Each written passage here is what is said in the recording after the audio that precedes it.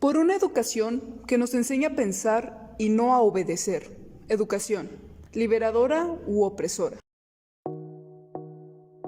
Al escuchar la palabra educación, no podemos evitar pensar en la escuela como el principal lugar donde la recibimos. Es una práctica que realizamos diariamente y en ocasiones nos ha resultado tediosa, pero ¿es lo normal? ¿La educación tiene que ser molesta? No. Vamos a ver. Para contestar estas preguntas debemos tener un cierto conocimiento previo, como ¿a qué le decimos educación? ¿Qué es la educación exactamente? Podemos definirla como un proceso de socialización que tenemos todos los individuos, desde que somos niños hasta que nos volvemos adultos.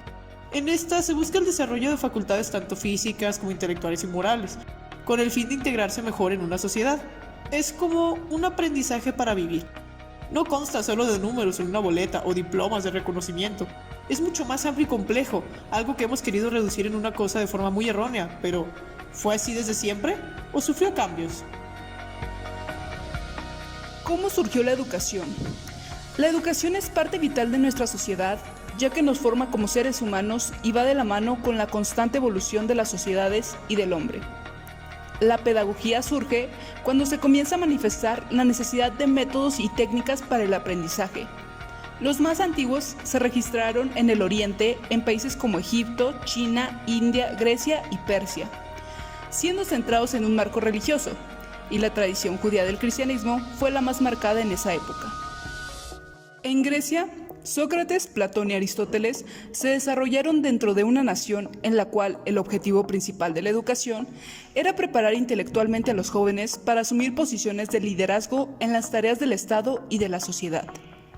Los cuestionamientos a las declaraciones sofistas eran altamente penadas, la verdad era absoluta y cualquiera que no aceptara sería un claro enemigo del gobierno. Llegaría a merecer un castigo como la muerte. El mejor ejemplo de esto es el mismo Sócrates. El activismo de la sociedad, la capacidad de pensar, razonar y cuestionar era muy reprimida y constantemente quien desafiara a un sabio o a las verdades de la iglesia era despreciado y sobre todo castigado. Ahora este sistema dictatorial ha querido dejarse poco a poco de lado para permitir a la comunidad avanzar y que el individuo sea eficiente para sí y por sí mismo. La educación es uno de los principales pilares que sostiene a nuestra sociedad y puede ser implementada con éxito en base a técnicas de enseñanza, las cuales obviamente tienen que adaptarse y actualizarse según el contexto. Entonces, hoy en día, ¿cómo es que se educa?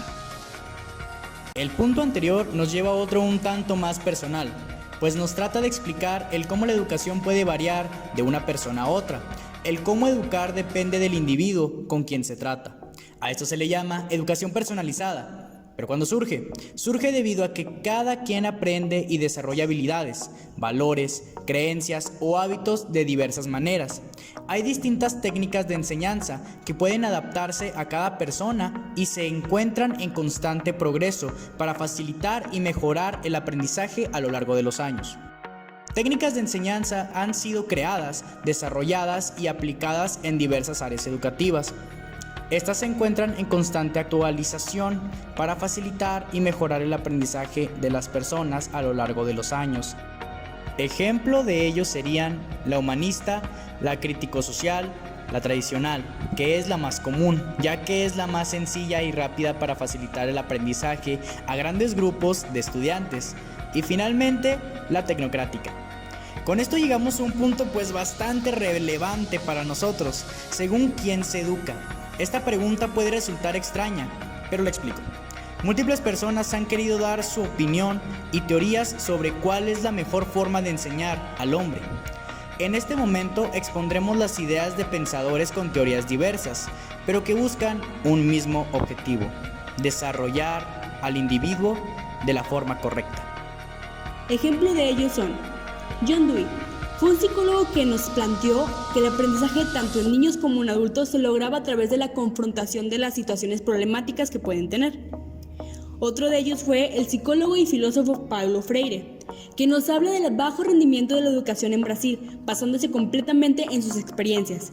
Habla de una pedagogía que busca la transición hacia una conciencia crítica gracias a la educación basada en el diálogo y el entendimiento. También tenemos a María Montessori. Ella nos habla sobre la educación basada en el amor y la paciencia.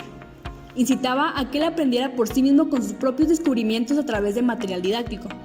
Otro de ellos fue Jean Rousseau, que lo veía como un sistema para formar ciudadanos libres. Decía que el proceso educativo debe partir del entendimiento de la naturaleza del niño, del conocimiento de sus intereses y características particulares.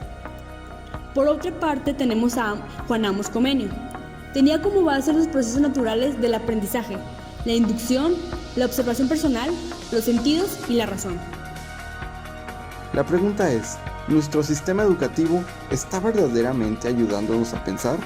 ¿O solo a repetir lo que los demás nos dictan? Y según lo visto, ¿la educación debe ser aburrida? ¿O los sistemas la hacen así? La educación es básica y elemental, sin duda. El punto no es demeritarla, sino demostrar que no es mala. Es un medio de liberación a través del cual nos volvemos suficientes para cuidarnos y defendernos ante los demás. Sin embargo, los sistemas empleados también importan y es necesario saber qué tipo de sistema estamos implementando y qué tanto nos están ayudando para ser una sociedad racional y pensante, no simplemente esclavos del sistema.